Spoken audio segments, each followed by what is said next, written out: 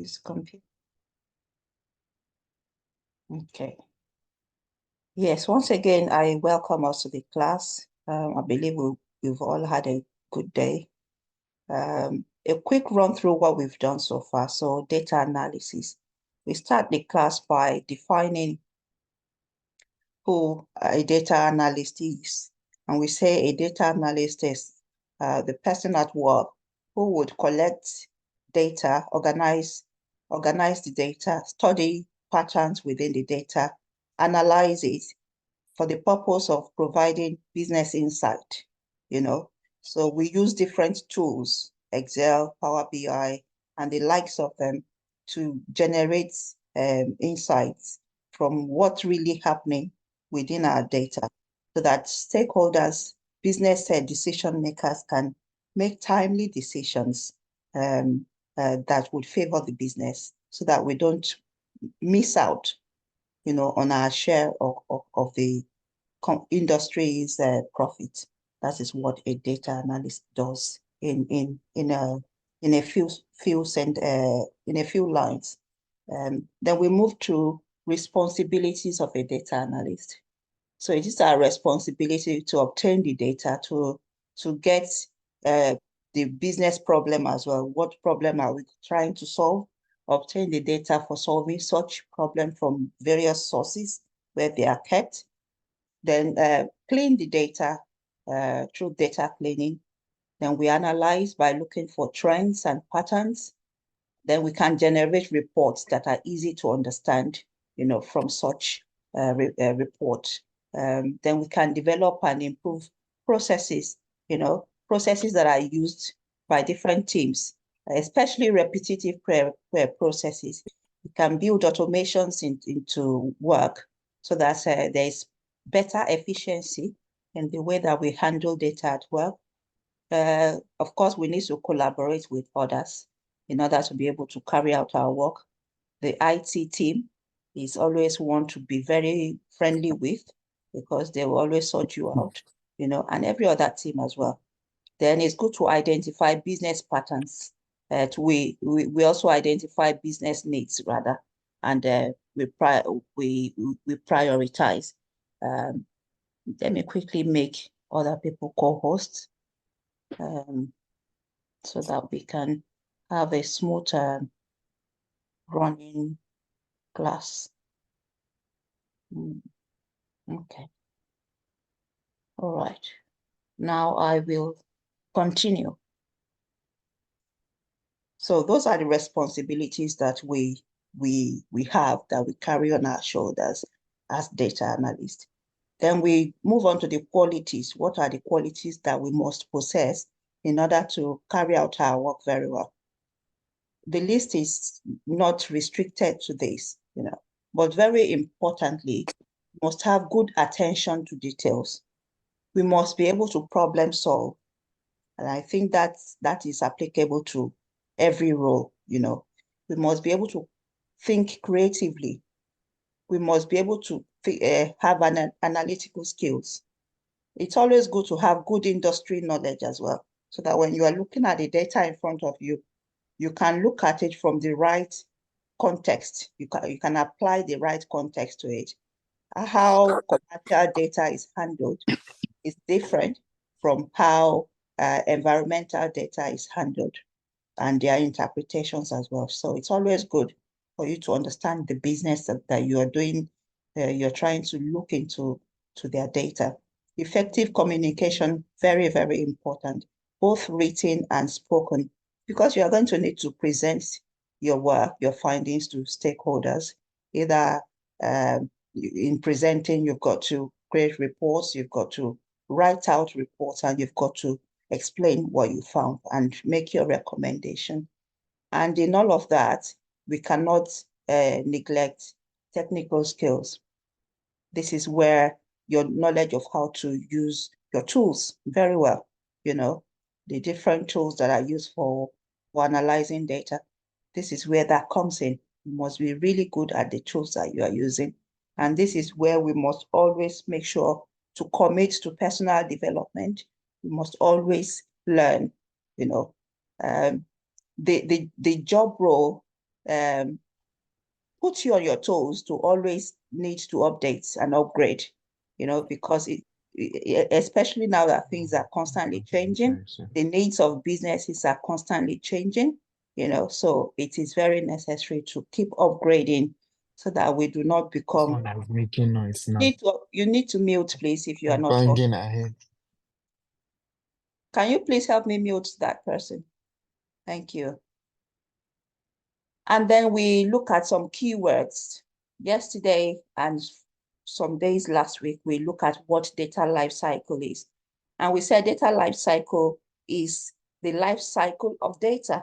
And what that include is from the point where data is created to when it is used, when it is stored, when it is shared, all of those processes, those stages that data goes through till the point where you archive it or you delete it. That is data life cycle, and then we talked about data cleansing, and I'm just going to move us to chart to see how the explanation behind not all, but most of the keywords here very quickly. And I'll start from the very beginning. Yeah, I've just spoken about data life cycle, and that's your data creation or when it is captured to when it is processed to when it is stored, used, or analyzed, when you share it with your stakeholders, and then when it is not in use and you archive it or you delete it or dispose of it. That is data life cycle. Then we've got data cleansing. Data cleansing is how you make your data clean. It's just basically what it says, cleaning your data or scrubbing your data, and the processes involved in that is that you would identify and correct any error or any inconsistency within the data set. It could be duplicated data, it could be some typos, it could be some special characters that should not be there. It could be the data type is if you're using Excel, is Excel saying your dates as dates and your numbers as numbers. So we need to take care of all of that. Any missing data needs to be dealt with accordingly, and that's what data cleaning involves, identifying and handling all the errors within your data to make them valid and normal. Verifying your data that is from the right source. It is actually true data that or accurate or up to date data. It's not data in the past that you are still working with, So data cleansing is very important. It's part of this part takes a lot of time, and it is time worth spending. It's like part of the building blocks of your work, like foundational, when the foundation is well done, then whatever you build on it would be fine. But if the foundation is cranky, by the time you get to the end of the job, you have to come back to start reworking things out again. So it's always worth spending good time and on it so that we do a good job. And this is where what we said about good attention to details. When you have very good attention to details, you will be able to spot all the errors that you should spot, at this stage. Then we have looked at data modeling, how we are able to show relationships within our relational database. We've looked at an example of this data set here. We checked this out. Let me unfilter this. And we said, okay, this is data set from a business, and we can see the different tabs or entities, tabs, tables, entities. That's what these are. Within that business, they've got a table for the customer's information. They've got a table for the employees, for the orders that are placed within the business, for the products. They've got a table for it. The product type, the product category, the region, the shippers, and so on. This is a database used by a business. Data modeling is then looking at how the relationship works out How is the customers table related to the employees and then related to the orders placed? That is what data modeling is looking at, And we've got some examples here. When we talk about data modeling, we are talking about terms like star schema, which is the simplest of them all. If you were at the 9 o'clock class yesterday, Mr. Azim built us a simple star schema. It's always good to start your work from the scratch, to start with this. Aim to start with a star schema where you can, And the star schema is just looking at your main table. For this business, their main table, which we call the facts table, and we are going to look at that in depth again. The facts table is the table that records what that business is about. We also call it transactional table. That is, it's showing us the transactions that happen within the business, So when we have the facts table, in this case, orders placed, and it is being surrounded by the tables we call dimension table or lookup tables. Now, dimension tables are the descriptive tables. They are the tables that put context to the facts table. For example, customers table. The customers table, the most you can use it for is for lookup. I want to check up or look up the information of a customer. That is why it's called a lookup table or a dimension table. The same goes for employees table. It is for lookup, where I want to check up the information around an employee. That's why we've got employee's ID, employee's first name, second name, and all of the other details. On the customers table, we've got the customer ID, their first name, their last name, and different sort of details, about each customer. And on these dimension tables, one row or each row is for each customer. So that makes this unique. What I mean by that is a customer can only have one customer ID. If I am a customer of Tesco's, in their database where they store customer information, I should just have one row where they've got my ID, my names, my address, and every other information they hold, on me. So they must have a unique record. It should not be duplicated. They shouldn't be finding me like more than once on this table. But on their orders placed table, I can appear more than once because I can decide to go to Tesco's like 10 times in a week to buy stuff. Each time I'm placing an order, my records of orders being placed are recorded. That is what happens with the fact table.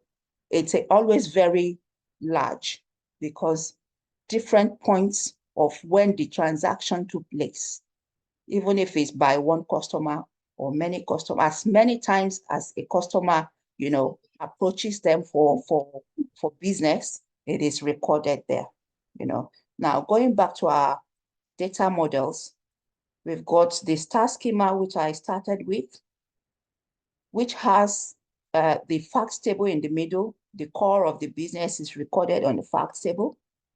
And then the dimension table surrounding it directly. So customers is directly linked to orders placed by the customer ID. Let me show you how that works. So if we go back here now, and I go into orders placed, we can see on the orders placed table, we can see customer ID is there. So such that customers table is communicating with orders placed through customer ID. Customer ID is here. It is also here, So on here, customer ID is unique. But on here, it is repeated. It is not unique, okay? Again, talking about uniqueness, let me also introduce another concept here, which we call primary key and foreign key. We spoke about this yesterday, but it's good that we are repeating these things for the benefit of those who were not there And for those of us who were there, it's good to hear it again. It consolidates our learning, okay? So customer ID here is unique. So because it's unique here, very peculiar to that table, that makes this key here, or this ID here, or this code, a primary key. You know, it is unique to that table. But immediately we find customer ID on another table, for example, orders placed. It becomes a foreign key there. And I made an example of myself. I'm a Nigerian, you know, by origin. So when I'm in Nigeria, I am primary to Nigeria. But in other countries, I became a foreigner. So if we can remember that concept, we would always remember the concept of primary key and foreign key. Another example is on the employees table. Employees table has employees ID, which is again is unique, very unique. There's only one record for each, one row of record for each employee. One employee cannot have two. Where there is two, then there needs to be a cleanup, you know, within that database. That is not right, okay? So on the employees table, employee ID becomes the primary key here. But when it gets to the others table, it becomes a foreign key. You know, so this is all data modeling. All of the terms I've talked about is all about data modeling. It is all about showing relationships, you know, within your relational database. You know, relational database because there's a relationship between each of these tables in different ways, you know. So customers table is holding customers information. When we get here, we can see that when this order was placed, order 0101 was placed, it was placed by customer CO1, and it was employee with employee ID 1101 that attended to that customer. And it was this shipper ID that, you know, shipped the product. On this day, it was ordered. On this day, it was shipped, you know, and so on and so forth. So concerning that order, we can see the relationship between customer, between the employees, between the order, the shippers rather, and the products that was bought as well, should be there as well, product ID, you know, at some point, or on another table. So that's how data modeling works. The more we work with it, the more we'll get it. Back to our star schema. So star schema is a simple case or data model where you've got a fact table that is directly surrounded or linked to the dimension tables, the descriptive tables. Geography is a dimension table, products dimension table, you know, and we can see the keys that they use to join each other. Region ID for the geography, product ID for the products and the others placed, employee ID from the employee to the others placed, you know, and so on. Now, that is the star schema. The snowflake, we see that that is sort of more complicated. Now, it is more complicated because now we've got the fact table, that orders placed in the middle there. We've got some of the dimension tables which are directly joined. We can see the employees directly joined, the product shippers, customers directly joined. But then we start to have more branches branching out from the dimension tables. So region is not directly linked to the fact table, but it is linked to the customers table. That is, it cannot directly talk with the others placed. It has to talk to the customers table first, and then from the customers table, speak with the others placed. So we've got all these branches, you know, extra branches out from the dimension tables that we have directly linked to the fact table. That is why we call this a snowflake. So it's like branching out more, you know, because some tables are not directly speaking or linked to the fact table. I'm hoping that we work more in the class with different examples that would get clearer. And these two, another name for them would be something we call entity relationship diagram, ERD, entity relationship diagram. Remember how I said each of these tables is called an entity. So another name for tables is entity. It's just like saying tables relationship diagram. Okay, so entity relationship diagram is the best way to describe that. Any questions so far?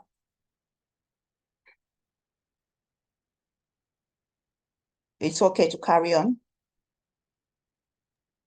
Yes. Okay, thank you. And then we look at data mining. And data mining, like the word says, mine. You're looking into the core of something, like miners, dig into the to the earth crust to get treasures or minerals out. That's the same thing you are doing here. You're looking into the core of your data to actually, get the insights out. That is the summary for that. And then we have something called data integrity, which looks at how accurate is your data, how consistent is it, how reliable is it, throughout its life cycle, accuracy, consistency, how complete is it? Is it reliable? Is it timely? That is, are we working with data that is archaic or current? Is it valid? And then we look at the security, do people who have access to it, or there are unauthorized access? That is a very huge thing, especially where people's information is concerned. We've got to be able to put good security to our data so that it doesn't get into the wrong hands. Even if you're working in the same place, some things must not be seen by some people if it's not their business. Then data governance looks at the policies or rules or laws around how we handle data, so that we can maintain data integrity. Data science is just, using more of machine learning algorithms and, coding to look into data, to look into the core of data or to analyze data. And yeah, but I've already described what transactional tables or fact tables are, and dimension tables as well. Then we talk of data aggregation, and this is where we do the maths. This is where you are summarizing and maybe summing up, finding average, counting minimum or maximum, grouping your data, and different stuff like that. That is what data aggregation is about. Data segmentation, again, is how you group your data into different segments. So I would implore us to data profiling. We saw data profiling with Mr. Azim yesterday. Power BI is a very good tool for checking through the quality of your data, the structure of it. When we use Power BI, we'll look at this more. It's very easy to see there. So it would be great if we can, look into these keywords, research them, and try to understand them. Requirement gathering, we already know what requirement gathering is. If there's a business question to be answered, you need to gather the requirements that you will use. Business rules, what rules apply, to the business that you are doing, and so on and so forth. Most of what we have here we have already touched on. We won't be touching on everything, but I believe we've done good justice already to this. And then we talked about our tools. The tools that we use is not, or again, is not limited to this. And we don't have to know everything, okay? But whichever one you choose to know it very well, and this is where constant learning applies. Let's see if we can quickly look at one or two more slides. Okay. And I believe we looked at data analytics. Okay, this is the data lifecycle, just a visual representation. This is the capture or creation stage of the data. Then when we process it in whichever way, Then when we store it and put some security into it, for those who can access it or those who want to analyze it further, and then we share, or to the point where we archive or we purge the system of it or we delete it. So sometimes when we see information visually, it sticks more. That's why that was included. And the principles of data analysis, we say data understanding. This part cannot be stressed, cannot be, how do I use that English? Like I want to really stress the importance, of this part, data understanding. It is always very important. 50% of your time, if necessary, understand what you are working with. If you still don't understand, ask questions, ask questions, ask questions. Understand the problem they're asking you to solve and why, then understand the data that you're going to use for it. When you gather enough understanding, then it becomes easy to start working your way or mapping your way around how you want to solve it. Of course, data quality, which is where you clean and do all every necessary work, data enhancement on your data, where you transform the data, where there's need for aggregation, you aggregate it, you analyze it, then you can present your data to make your recommendations around what you found and how you intend, to answer the question that you have been asked to answer. And then that leads us to the data analysis process. I think we'll start this data analysis process tomorrow. I won't be going through all of the slides, the slides we have touched on today, again, because we went through them yesterday and today. So I believe that should be enough. So tomorrow we'll just kickstart straight away from data analysis process and understand what the process is about. And we did do it last week, but we'll go over it again because this week we are recording. We did not record last week at all. At this point, we'll stop sharing. Do we have any question at all? Any question, any misconceptions around anything that's not clear at all that you want me to still touch on, or any contribution?